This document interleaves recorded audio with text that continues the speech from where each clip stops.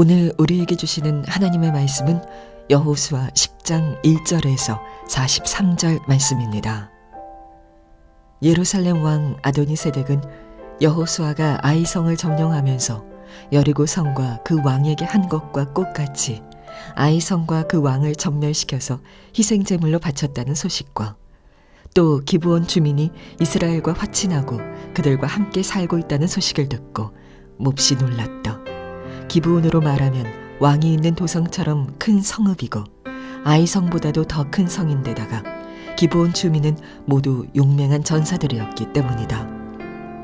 그래서 예루살렘 왕 아도니세덱은 헤브론 왕 호함과 야르뭇 왕 비람과 라기스 왕 야비아와 에글론 왕 드빌에게 전가를 보냈다.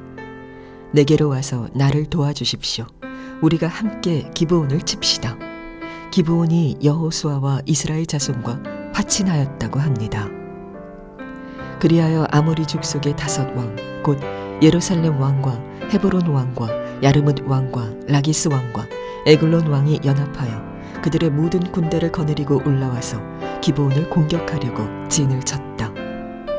주님께서 아모리 사람들을 이스라엘 자손에게 넘겨주신 날에 여호수아가 주님께 아뢰었다. 이스라엘 백성이 보는 앞에서 그가 외쳤다. 태양아 기브온 위에 머물러라. 달아 아얄론 골짜기에 머물러라. 백성이 그 원수를 정복할 때까지 태양이 멈추고 달이 멈추어 섰다. 야살의 책에 해가 중천에 머물러 종일토록 지지 않았다고 한 말이 바로 이것을 두고 한 말이다. 주님께서 사람의 목소리를 이날처럼 이렇게 들어주신 일은 전에도 없었고 뒤에도 없었다. 주님께서는 이처럼 이스라엘을 편들어 싸우셨다. 그들이 이 5왕을 여호수아에게 끌고 오자 여호수아가 모든 이스라엘 사람을 불러 모으고 그와 함께 전투에 나갔던 지휘관들에게 명령하였다. 가까이 와서 너희 발로 이 왕들의 목을 밟아라. 그러자 그들은 가까이 나아가서 발로 왕들의 목을 밟았다. 여호수아가 지휘관들에게 말하였다. 두려워하지 말고 놀라지 마시오. 굳세고 용감하시오.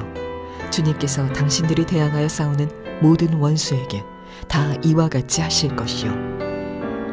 주 이스라엘 하나님이 이스라엘의 편이 되어 싸우셨기 때문에 여호수아는 단번에 이 모든 왕과 그 땅을 손에 넣었다. 아멘. 하나님의 말씀입니다. 안녕하세요. 오늘도 은혜로운 주일 예배가 되기를 축복합니다. 여러분들이 이 설교 영상을 들으실 때 저는 미국에 있을 겁니다. 제가 미국으로 출국하기 전에 먼저 오늘 주일 예배 설교 영상을 녹화해서 예배 때 여러분과 함께 하게 된 것을 양해해 주시기를 바랍니다. 우리가 예수님을 믿게 되면 예수님을 믿는 삶 자체가 기적입니다. 저는 여러분들이 정말 그런 기적의 삶을 살고 있음을 분명하게 깨달을 수 있게 되기를 원합니다. 예수님께서 첫 번째 이적을 행하셨던 때가 가나 혼인 잔치에서 물을 포도주로 바꾸신 기적입니다. 이것을 표적이라고 그렇게 표현을 했는데 이 말은 누구든지 예수님을 구주로 영접하면 이처럼 물이 포도주가 되는 기적의 삶을 살게 된다는 의미입니다. 여러분들은 예수님을 믿으시고 이런 표적이 있는 삶, 정말 물이 포도주가 되는 것 같은 변화된 삶을 살고 계십니까? 여호수아 10장에서는 아주 엄청난 전쟁 이야기가 또 나옵니다. 기브온이 이스라엘 편이 되었다. 이스라엘과 화친하고 이스라엘 백성들의 종이 되었다 하는 소식을 듣고 아모리 족속 5왕이 연합군을 형성해서 이 기브온 족속을 치러 오게 됩니다. 거기에 보면 예루살렘 왕 아도니세덱, 헤브론 왕 호암, 야르뭇 왕 비람, 라기스 왕 야비아, 에글론 왕 드빌이 연합군을 이루게 되었습니다. 이 기브온 족속으로서는 정말 황당한 일이고 또 절체절명의 위기를 맞이하게 된 거죠. 우리가 예수님을 믿겠다고 결심했을 때 우리가 흔히 겪게 되는 일이기도 합니다. 기브온 족속은 여호수아에게 다급하게 자신들을 구원해 달라는 요청을 했습니다. 그러나 사실 여호수아로서도 어떻게 해볼 수 없는 정말 대단히 어려운 문제였습니다. 그 전에 여리고성 또 아이성을 공격할 때와는 차원이 다른 전쟁입니다. 이 여호수아 10장은 상당히 긴 성경인데 그만큼 그 전쟁이 대단한 싸움, 정말 엄청난 그런 싸움이라는 의미이기도 하죠. 자, 두려움에 빠져 있는 기브온 족속을 어떻든지 도와야 하는데 그 연합군 5 족속의 연합군과 싸우는 일에 대하여 여호수아가 참 막막한 상황에 있을 때에 하나님의 응답을 받습니다. 하나님께서 여호수아에게 두려워하지 말라. 내가 함께 하겠다. 내가 반드시 이기게 해주겠다 하는 말씀을 하십니다. 8절 말씀입니다. 그들을 두려워하지 말아라. 내가 그들을 너희 손에 넘겨주었다. 그들 가운데에서 한 사람도 너를 당할 수 없을 것이다. 여호수아는 이 하나님의 말씀을 믿습니다. 그 자체도 대단한 일이죠. 그리고 담대하게 이 아모리 5 왕 연합군과 싸우러 나가게 됩니다. 그리고 결과적으로 대승리를 거두게 됩니다. 근데 이 여호수아 10장에는 우리가 너무나 잘 아는 여호수아가 해와 달을 멈춘 엄청난 기적이 이 전쟁 이야기 속에 나옵니다. 저는 이 여호수아가 어떻게 해와 달을 멈추는 이런 기적을 행했을까? 이 성경을 설교 준비하면서 저에게 있어서 가장 중요한 관심사이기도 했습니다. 그러나 사실 하나님께서는 천지를 지으신 하나님이십니다. 해와 달을 멈추는 일 정도야 하나님은 얼마든지 하실 수 있으시겠죠. 근데 문제는 어떻게 여호수아가 해와 달아 멈추라 이런 선언을 할 생각을 했겠는가? 또 어떻게 그런 믿음을 가졌는가 하는 것입니다. 저는 여호수아의 심정을 한번 묵상해 보았습니다. 여호수아는 그때 어떤 마음이었을까? 도대체 여호수아는 어떻게 해와 달에게 멈추라는 명령을 한 것일까? 사실 여호수아가 이 아모리 5 왕과 연합군과 싸우려고 할 때 그때의 그 상황은 여호수아에게도 대단히 두려운 상황이었을 겁니다. 승리할 가능성은 사실 거의 없었던 전쟁이죠. 자, 그때 하나님의 약속을 받았습니다. 한 사람도 남기지 않고 너희들이 다 죽일 것이다. 이런 엄청난 약속을 받았습니다. 그리고 그 약속을 믿고 이스라엘 군대를 동원해서 기습작전을 시작을 한 겁니다. 자, 그때 하나님께서는 정말 여호수아 군대와 함께 해주셨습니다. 놀라운 기적적인 승리가 일어나게 된 거죠. 근데 문제는 시간이었습니다. 대승리를 거두고는 있었지만 아직까지 아모리 연합군이 다 죽은 게 아닌데 날이 어두워지는 것입니다. 해가 져가는 것입니다. 밤이 되면 이제 전쟁은 그쳐야 됩니다. 하나님의 약속은 이루어지지 않았는데 다 이루어진 게 아닌데 날이 저물어 가는 겁니다. 그때 여호수아의 심정이 어땠을까요? 그때 여호수아는 아니야, 이럴 수는 없어. 아직까지 아모리 연합군이 살아있는 군사들이 많아. 하나님의 말씀은 반드시 이루어지는데 이렇게 끝날 수는 없어. 그리고는 그는 해를 향하여 달을 향하여 멈추라. 그렇게 외쳤던 거죠. 12절에 태양아 기브온 위에 머물러라. 달아 아얄론 골짜기에 머물러라. 그리고 태양이 멈추어지고 달도 멈추어지고 그리고 이스라엘 군사들은 아모리 연합군을 다 죽이는 끝까지 다 죽이는 전쟁을 치룰 수 있었던 것입니다. 저는 이 말씀을 묵상하면서 해와 달이 멈추어진 것보다 해를 향하여 달을 향하여 멈추라고 명령했던 이 여호수아의 심령, 그것이 너무 제 가슴에 벅차게 다가왔습니다. 그런 믿음, 그런 간절함, 그런 확신, 저는 그게 너무너무 놀라웠어요. 그리고 이 간절함, 하나님의 말씀이 성취되어야 된다는 이 간절함, 그리고 반드시 성취될 것이라는 이 확신이 우리에게도 필요하다는 것에 대해서 저는 너무나 절실하게 깨달았습니다. 오늘 이 말씀을 교우 여러분들과 정말 같이 나누고 싶었습니다. 우리가 여호수아의 믿음을 감탄하고 해와 달이 정말 멈출 수 있느냐는 문제로 논쟁할 시간이 없습니다. 실제로 우리의 삶 속에 그와 같은 문제들은 계속 우리에게 도전되고 있기 때문에 그렇습니다.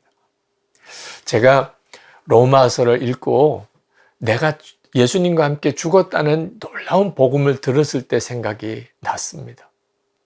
예수님과 함께 내가 십자가에서 이미 죽었다. 그 놀라운 복음을 깨닫게 되었을 때 저는 여호수아가 아모리 연합군과 싸울 때 그 해와 달을 향하여 멈추라고 그렇게 외쳤던 때와 같은 그런 정말 절박감, 간절함, 그리고 참 놀라운 확신이 그때 제 마음을 사로잡았었습니다. 저는 솔직히 처음에는 내가 예수님과 함께 이미 죽었다.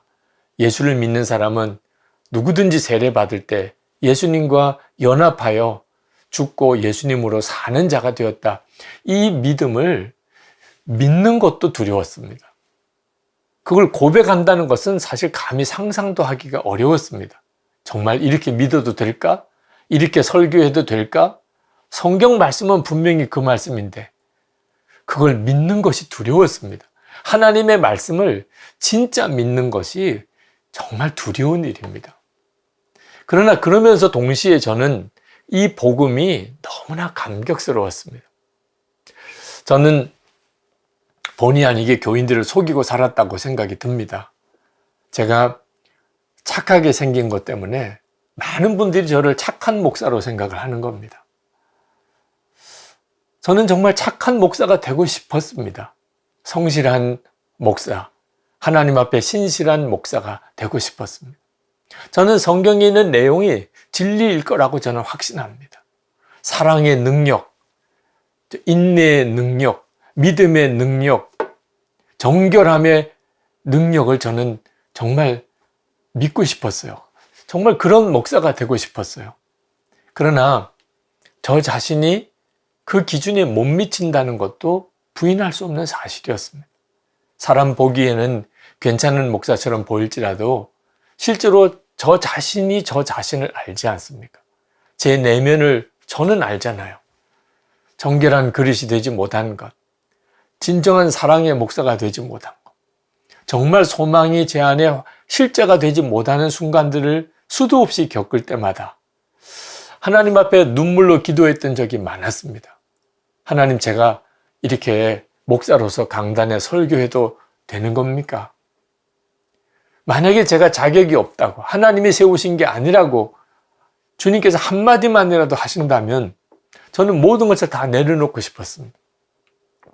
그런 절박한 처지에 내적인 어떤 좌절감 속에 그렇게 헤매고 있었던 그때 하나님께서 제게 주신 응답이었어요. 제가 이미 예수님과 함께 죽었다는 것입니다. 저는 이 말씀이 저에게 진짜 복음이었습니다. 내가 내 죄와 또 자아에 늘 굴복하는 저 유기성은 예수님과 함께 이미 죽었다. 그건 저에게는 구원이었습니다. 정말 놀라운 복음이었습니다. 제가 목사로서 그동안 한 번도 해보지 않았던 것이 무엇인지를 그때 깨달았습니다. 제가 이미 죽었다는 사실을 정말 믿고 또 그 복음을 선포하지 않았던 것. 그게 제가 그동안에 하나님의 종으로, 목사로 정말 좋은 목사가 되고 싶은 마음에 애는 썼지만 한 번도 시도해 보지 않았던 일이었다는 걸 알았습니다. 그래서 저는 제가 예수님과 함께 이미 죽었다는 것, 예수님의 생명으로 산다는 복음을 아멘으로 붙잡은 거죠. 저는 그 신앙 고백이 여호수아가 해와 달을 멈추라고 명령한 것과 비교할 수 없이 엄청난 일이라고 저는 개인적으로 고백합니다. 내가 죽었다고 고백한다. 그 말을 들을 때 사람들은 얼마나 웃을까? 얼마나 조롱할까? 아니, 멀쩡하게 살아있으면서 자기가 죽었다니. 그런 사람들의 반응을 예상하면서도 하나님의 말씀이니까 내가 죽었다고 외치는 것이 그때는 나에게 있어서는 마치 여호수아가 해를 향하여 멈추라고 선언하는 것과 같았고, 그때 그렇게 믿었고 그렇게 고백했던 것 때문에 지금 제가 있다고 저는 그렇게 믿습니다. 그 믿음 때문에, 그 고백 때문에. 여러분, 여호수아만 아니고 우리 모두가 다 태양을 향하여 멈추라, 달을 향하여 멈추라고 이렇게 선언하는, 정말 하나님의 말씀이면 반드시 이루어진다는 분명한 믿음, 그리고 그렇게 되었기를 원하는 갈망이 있어야 합니다. 이것이 바로 하나님께서 우리에게 원하시는 믿음입니다. 하나님의 말씀이 우리의 삶 속에 이루어지지 않을 때 의심만 해서는 안 됩니다. 하나님의 말씀 자체를 의심하는 것은 참 어리석은 일입니다. 하나님의 말씀이 제 삶에 이루어지기 원합니다. 하나님의 말씀은 반드시 되니까, 이루어지니까 말씀하신 줄 믿습니다. 하나님, 저를 증인으로 삼아주세요. 그렇게 기도하는 일이 필요합니다. 여호수아는 생포한 그 아모리 5 왕을, 그 이스라엘의 군대 지휘관들의 앞에 그들을 생포한 그들을 끌고 나와서 그 왕들의 목을 지휘관들이 발로 밟으라고 그렇게 지시를 했습니다. 25절에 보면 두려워하지 말고 놀라지 마시오. 굳세고 용감하시오. 주님께서 당신들이 대항하여 싸우는 모든 원수에게 다 이와 같이 하실 것이요. 도대체 여호수아는 왜 그렇게 하라고 했을까요? 이스라엘의 군대 지휘관들로서는 사실 그 전쟁에 나갔을 때 그 아모리 왕 그들의 존재는 사실 너무나 두려움의 대상이었습니다. 감히 맞대결할 수도 없을 만큼 그들에게 있어서는 그 아모리 왕의 존재 자체가 너무나 커 보였습니다. 그런데 그 왕의 목을 자기 발로 밟을 때 이스라엘 군대의 지휘관들은 어떤 느낌이었을까요? 여호수아는 이제 앞으로 우리가 가나안 족속과 싸운 전투가 많을 텐데 어떤 어려운 환경과 어떤 어려운 여건 속에서라도 하나님의 말씀은 반드시 이루어진다. 하나님이 우리와 함께 하시면 반드시 이긴다 하는 그런 그 확신의 감각, 그 믿음에도 감각이 있는 겁니다. 믿어진다는 표현을 쓰는 게 그거죠. 그 아모리 왕의 목을 발로 밟았을 때 그 느낌, 이길 수 있다. 얼마든지 이길 수 있다. 그 감각을 이스라엘 지휘관들에게 심어주고 싶었던 것이죠. 저는 하나님께서 지금 우리들에게도 똑같이 하고 싶어 하신다고 믿습니다. 우리가 바벨론 세상 가운데 정말 다니엘처럼 삽니다. 그런 우리에게 필요한 것이 무엇입니까? 하나님만 믿고 주의 말씀대로만 살면 반드시 승리한다. 그런 믿음인 거죠. 정말 믿어지는 역사가 필요한 거죠. 예수님은 죽은 자를 살리셨습니다. 병든 자를 고치셨어요. 나면서 걷지 못한 자를 일으키시고 나환 자들의 그 몸을 깨끗하게 하셨습니다. 예수님의 그 행적 속에는 수많은 기적이 나옵니다. 그리고 예수 믿는 모든 사람에게도 동일한 기적이 있다고 말씀하셨어요. 물이 포도주가 되는 이런 기적이 모든 그리스도인 삶 속에 있다는 거예요. 조건이 하나 있습니다. 그 예수님이 지금도 나와 함께 계시는 것을 진짜 믿고 바라보는 것입니다. 그때 예수님께서 복음서에서 행하셨던 그 기적이 그대로 우리의 삶 속에도 나타나는 겁니다. 옥스퍼드 대학의 어느 수업 시간입니다. 신학적인 관점에 대한 그런 시험을 보는 시간이었습니다. 그때 주어진 과제는 예수님이 물을 포도주로 바꾼 기적의 종교적 의미에 대하여 서술하라 하는 주관식 문제였습니다. 많은 신학생들이 그 질문에 대한 정답을 이렇게 찾아서 써 가는데 한 신학생만은 그냥 눈을 감은 채 답안지를 작성하지 않는 겁니다. 시험관이 이제 시험이 다 끝날 때쯤 되어서 참 답답한 마음으로 그 신학생에게 그렇게 말을 했습니다. 무엇이라도 좋으니 그저 한마디만이라도 쓰라고. 그랬더니 그가 마지못해서 펜을 들고 거기에 한 구절, 짧은 한 구절을 썼습니다. 물이 주인을 만나니 얼굴이 붉어졌다. 참 명문이죠. 그 답의 주인공이 영국의 낭만파 시인 조지 고든 바이런입니다. 물이 주인을 만나니 얼굴이 붉어졌다. 저는 주 예수님께서 지금 우리와 함께 계신 것을 진짜 믿게 될 때 우리의 삶에는 물이 포도주가 되는 기적이 일어난다고 믿습니다. 정말 주님을 믿음의 눈으로 바라보면 그러면 우리의 삶은 바뀌게 되어져 있습니다. 저는 예수님께서 제 안에 임하셨으면서도 왜 제 삶 속에서는 역사하지 않으시나 한동안 그 문제로 고민을 많이 했습니다. 근데 역사하지 않으시는 게 아니고 역사하지 못하시는 것이었습니다. 이유는 하나였어요. 제가 예수님께서 제 안에 계신 것을 진짜 믿고 그리고 주님을 믿음의 눈으로 바라보지 않았기 때문입니다. 그러니 주님이 역사를 하지 못하셨던 거죠. 저는 정말 제 마음대로 살았습니다. 주님을 바라보지 못했기 때문에. 물론 제가 무슨 방탕한 삶을 살았거나 큰 죄를 짓고 살았던 건 아닙니다. 저 나름대로 성실하게 살아보려고 좋은 목사가 되려고 애는 썼습니다. 그러나 한 가지 분명한 것은 다 제 마음대로 했다는 겁니다. 주님을 바라보고 주님께 순종하고 주님을 믿고 그렇게 산 건 아니었습니다. 근데 그게 저에게 있어서 참 애통한 정말 회개할 제목이었습니다.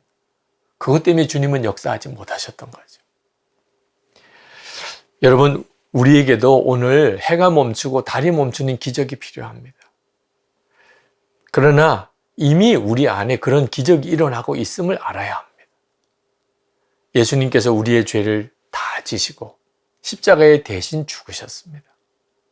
이건 정말 기적 중의 기적입니다. 하나님이 우리 같은 자를 아들, 딸로 삼으시고 그리고 우리를 사랑하십니다. 우리 안에 성령께서 오셔서 그리고 우리와 늘 동행하셔 우리를 도우시고 우리를 인도하십니다. 예수님을 계속 바라보게 하십니다. 여호수아가 해와 달을 멈춘 것과 비교가 안 되는 정말 기적 중의 기적이 이미 우리 안에 일어나고 있습니다. 저는 목회하면서 또 개인적인 삶에 있어서 참 난감하고 답답한 문제가 일어날 때마다 예수님께서 제 안에 계시는 이 기적과 기적 중의 기적인 사건을 항상 기억합니다. 이미 제 안에 기적 중의 기적이 일어나고 있습니다. 그 사실을 잠잠히 묵상하면 그러면 제 삶에 일어나는 모든 문제들에 대해서 주님께 완전히 맡길 수가 있게 되는 것을 깨닫게 됩니다. 저는 해와 달을 멈추는 기적을 행할 수 있는 사람은 못 됩니다. 어느 누구도 마찬가지일 겁니다. 그러나 주 예수님께서 제 안에 계시다는 이 엄청난 기적, 그 기적이 제 안에 일어나고 있음을 저는 확신합니다. 그것이 제 삶의 모든 것을 바꾸는 것을 봅니다. 어느 목사님이 제가 매일 예수님을 바라보기 위하여 성도들에게 예수 동의 일기를 쓰라고 권하는 것에 대해서 그렇게 말씀하시더라고요. 유기성 목사님이나 그런 일기를 쓰는 거지 교인들에게는 그건 불가능한 일입니다. 괜히 교인들에게 부담 주지 마세요. 제가 그 목사님께 정색을 하고 물었습니다. 목사님과 제가 다른 게 뭡니까? 저는 예수님께서 저의 죄를 다 지시고 십자가에 죽으셨다는 이 엄청난 은혜를 깨달았습니다. 하나님은 저를 사랑하시는 아버지가 되시는 것. 성령께서는 제 안에 오셔서 주님을 계속 바라보게 하십니다. 주님은 저와 동행하십니다. 그 은혜가 저만 받은 은혜입니까? 목사님은 아니십니까? 왜 유기성 목사나 할 수 있다고 말하는 겁니까?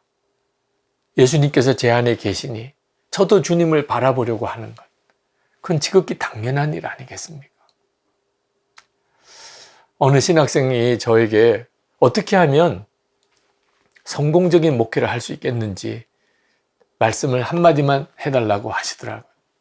저는 그 전도사님에게 말했습니다. 성공적인 목회를 하려고 하지 마세요. 오히려 예수 그리스도께서 전도사님을 사로잡으시는 것을 믿으세요. 하나님의 나라를 바라보는 눈을 뜨세요. 그리고 정말 진짜 주의 종이 되기를 그걸 갈망하세요. 아무도 가지 않겠다는 것, 아무도 하지 않겠다는 곳이 있다면 나를 보내세요. 그렇게 기도하세요. 그게 가장 아마 성공적인 사역이 되실 겁니다.